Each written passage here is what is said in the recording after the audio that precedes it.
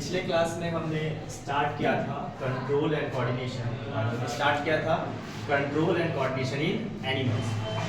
Last class में जब आपको बताया था कि एनिमल्स में जो कंट्रोल एंड कोऑर्डिनेशन होता है, और हमने बात किया था वर्टिब्रेट्स के बारे में। किसके बारे में बात किया था?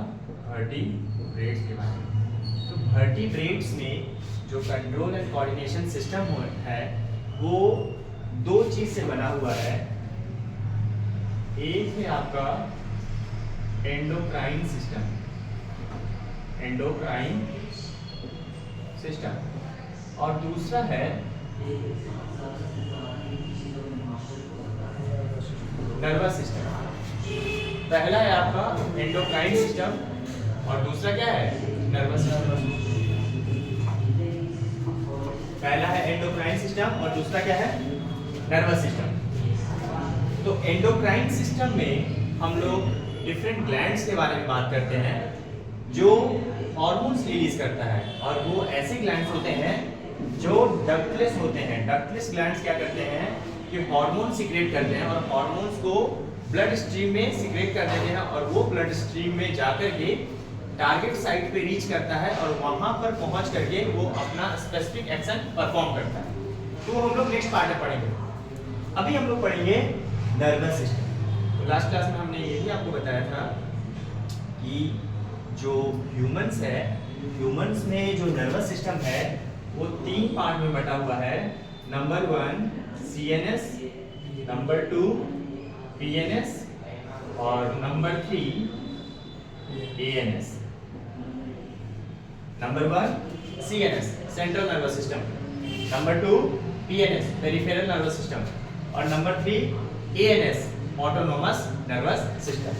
और आज हम लोग पढ़ रहे हैं सेंट्रल नर्वस सिस्टम। क्या हम लोग पढ़ रहे हैं आज? सेंट्रल नर्वस सिस्टम, यानी कि CNS। तो सेंट्रल नर्वस सिस्टम को हम लोग समझते हैं। सेंट्रल नर्वस सिस्टम आगे जाकर के दो पार्ट में डिफरेंशिएट हो जाता है। एक है आपका ब्रेन और दूसरा क्या है? Spinal cord. Number 1 is brain and number 2 is spinal cord. Brain के बारे में बात करते हैं। ब्रेन हमारे बॉडी के टॉप मोस्ट पार्ट पे लोकेटेड होता है, ठीक है, जो हमारा हेड है। हेड में ब्रेन को प्रोटेक्ट करने के लिए एक स्पेशल पार्ट होता है जिसको बोलते हैं स्कल। क्या बोलते हैं? स्कल। स्कल का ऐसा डिजाइन होता है कि वो ब्रेन को अच्छे से प्रोटेक्ट कर सके। पहले ये समझिए कि ब्रेन को प्रोटेक्ट करना क्यों जरूरी है। ब्रेन हमारे बॉडी को पूरी तरह से कंट्रोल करता है। हमारा हार्ट बीट हो, हमारे ब्लड का सर्कुलेशन हो, ठीक है, और अदर स्पेसिफिक चीजों को ब्रेन कंट्रोल करता है, ठीक है। तो किसी किसी फंक्शंस को डायरेक्टली और किसी फंक्शंस को इनडायरेक्टली, लेकिन हम लोगों का जो कंट्रोल सेंटर है वो हमारा ब्रेन है, तो उसको प्रोटेक्ट करना जरूरी है। तो उसको प्रोटेक्ट करने के लिए हमारा स्कल बना हुआ है, और स्कल का जो मेम्ब्रेन है, ठीक है, उसी को कहते हैं मेनिंजेस। क्या कहते हैं उसको? Meninges. The brain is placed well protected in the cranial cavity और ब्रेन बॉक्स ऑफ स्कल। तो जो क्रेनियल कैविटी है और ब्रेन बॉक्स है, उसमें ब्रेन अच्छे से रहता है और अच्छे से वो कैविटी, ठीक है, उसको प्रोटेक्ट करता है। The brain is surrounded by 3 membranes called meninges. Brain जो है वो 3 मेम्ब्रेन से प्रोटेक्टेड होता है। 3 मेम्ब्रेन, क्या क्या नाम है उसका? एक का नाम है पायामीटर, दूसरा का नाम है आर्केनॉइड, और तीसरा का नाम है ड्यूरामीटर। तो 3 मेम्ब्रेन से वो प्रोटेक्टेड रहता है, ठीक है, फ्रॉम इनर टू आउटसाइड। सबसे इनर जो लेयर है उसको हम लोग बोलते हैं पायामीटर। क्या बोलते हैं उसको? पायामीटर। सेकेंड लेयर को बोलते हैं आर्केनॉइड। सेकेंड लेयर को क्या बोलते हैं? आर्केनॉइड। थर्ड लेयर को बोलते हैं ड्यूरामीटर।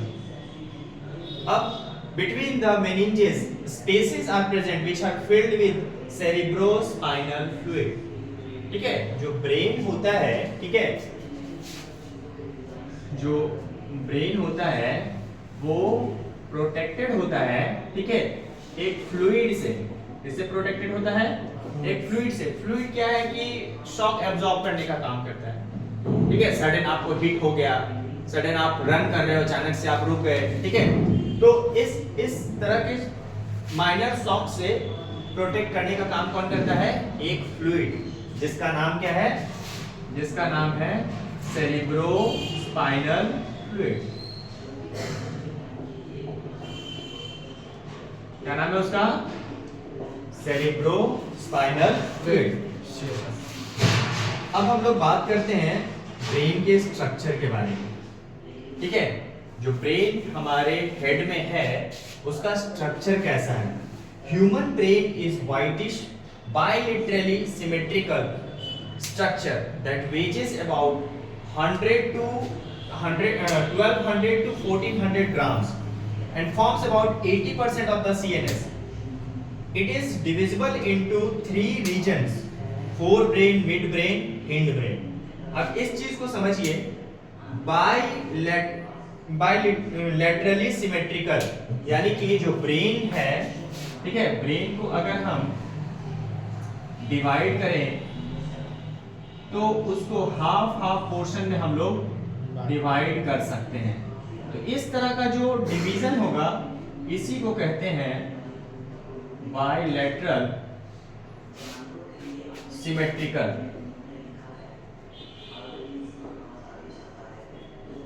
क्या कहते हैं इसको? Bilateral symmetrical.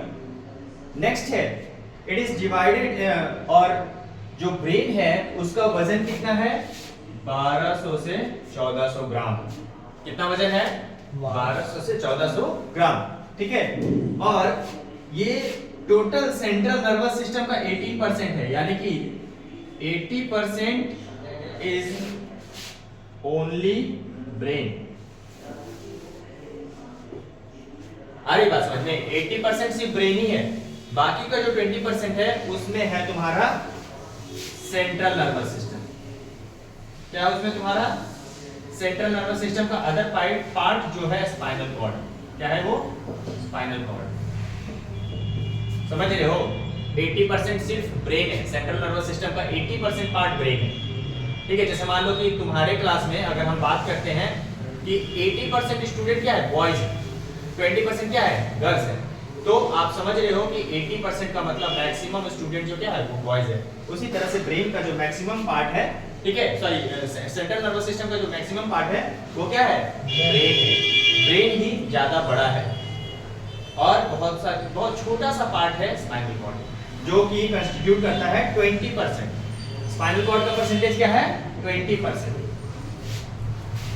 अब देखिए, it is divisible into 3 regions: forebrain, midbrain and hindbrain. Brain का डिवीजन 3 पार्ट्स में हुआ है, 3 पार्ट्स में ब्रेन डिवाइडेड है। पहला हो गया तुम्हारा फोरब्रेन, दूसरा हो गया मिडब्रेन, तीसरा हो गया हिंडब्रेन, ठीक है।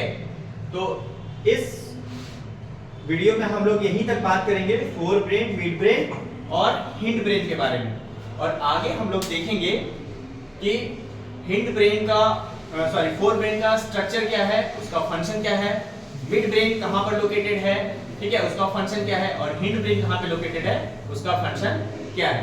Thank you.